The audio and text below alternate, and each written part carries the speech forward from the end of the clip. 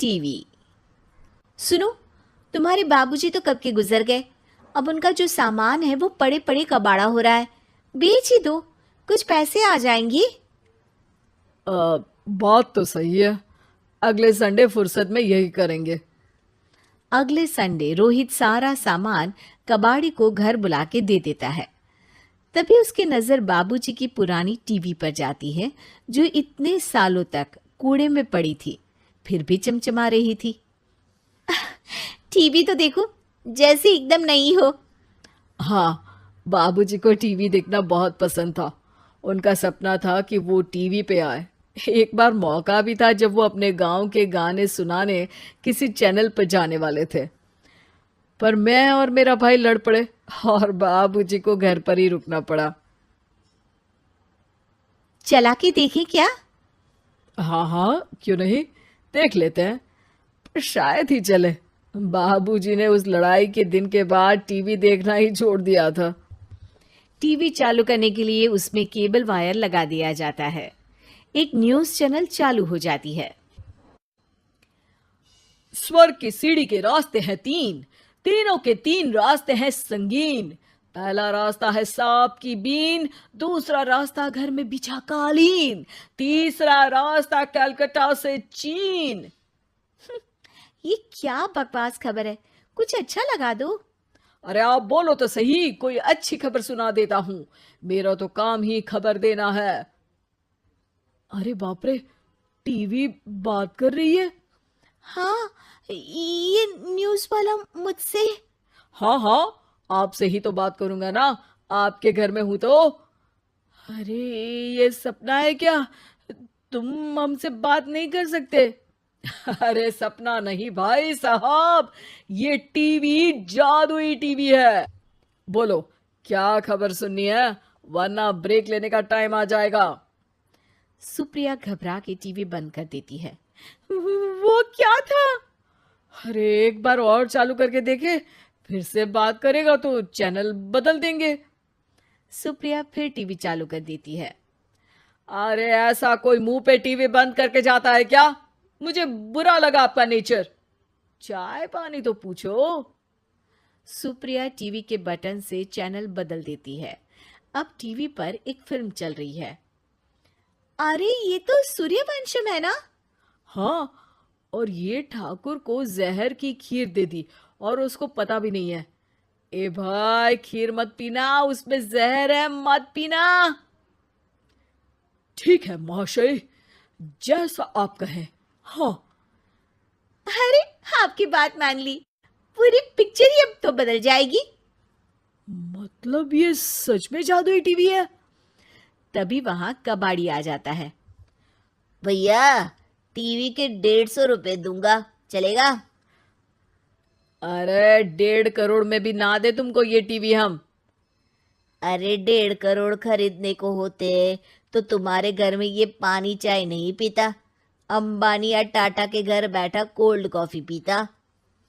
रोहित कबाड़ी का हिसाब करके उसे वहां से चलता करता है और अपने भाई शशिकांत को फोन लगा के बुलाता है। शशि थोड़ी ही देर में वहां पहुंच जाता है।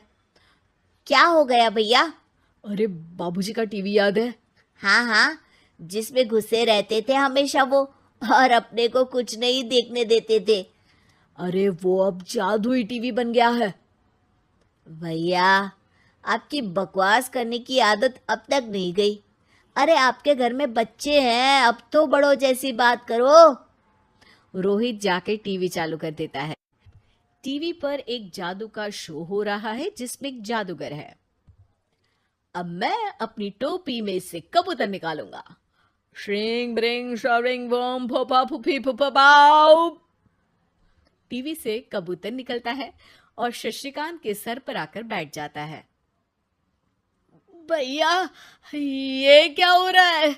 भैया इसे उड़ाओ। ए कबूतर, जा जा, कबूतर चल निकल।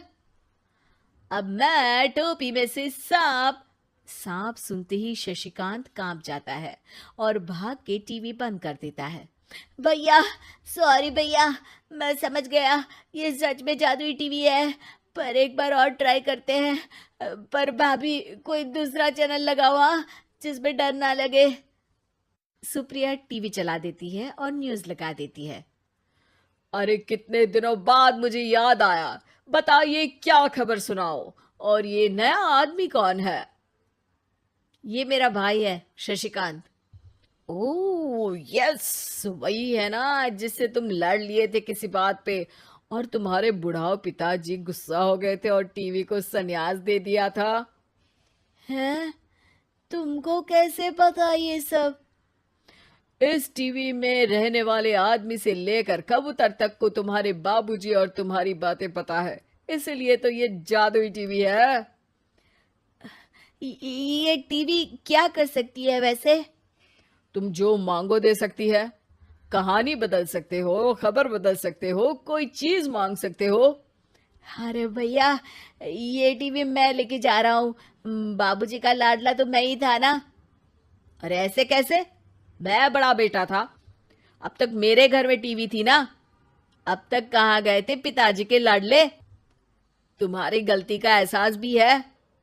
अरे भैया, ज्यादा ना बोलो वरना भूल गए आपके दांत तोड़ दिए थे मैंने उस लड़ाई में। मेरी बीवी के सामने मेरी बेइज्जती करता है। रुक दोनों भाई हाथापाई पे उतर जाते हैं। रुक, बताता हूं तुझे कि कौन बड़ा है। अरे छोटे का दम तो देख लीजिए आप। ये खबर आपके बाबूजी को देता हूं। तभी टीवी अचानक बंद हो जाता है। अरे शायद टीवी नाराज हो गया। और लड़ लो, आए बड़े खली बनने। टीवी से एक तेज रोशनी निकलती है और टीवी में बाबूजी दिखाई देते हैं। बाबूजी आप? इतना चकरा क्यों रहा है?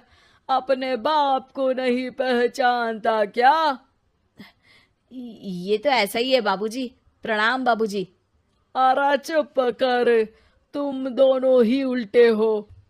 तुम्हारी वजह से मैंने टीवी में आने के सपने को छोड़ दिया, तुम्हारी लड़ाई की वजह से। और तो और, जितना मैं अपनी बीवी को नहीं देखता था उतना टीवी को देखता था, वो भी छोड़ दिया तुम दोनों की लड़ाई की वजह से।